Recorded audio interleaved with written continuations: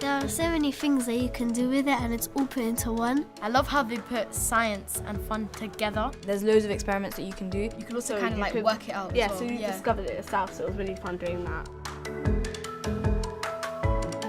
When I was about 13, I'd watched this chap teach me physics and chemistry for 2 years, and he was really quite inspiring. I thought, that looks like a job that people enjoy themselves doing.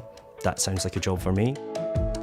Sometimes it's difficult to engage the students when we're teaching physics. They have this preconceived notion that physics is much more difficult than any other subject because sometimes it can be quite wordy, it can be quite mathematical. The Arduino Science Kit Physics Lab is a one-stop shop for all the experiments that you can do. It covers two main areas of physics. It covers magnetism and motion. It's all combined into one box, which makes it really accessible. The students can just pick it up, get it done, fit it together, and boom, they're in. It doesn't take 20 minutes to set up, it's maybe 3 to 4 minutes. In the old days, we used to have to drag out big boxes of data loggers and plug them in and make sure we had enough laptops to connect them to. Now, the kit links directly to Google Science Journal, and so the students can access the data almost immediately. Because they're seeing it on a screen as well, it's something more accessible, something that they're more used to.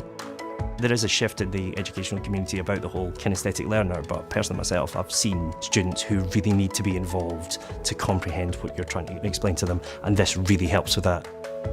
I see this as a far more gender inclusive product. It's certainly not just for boys. I really like to push that notion that everybody's equal in my room.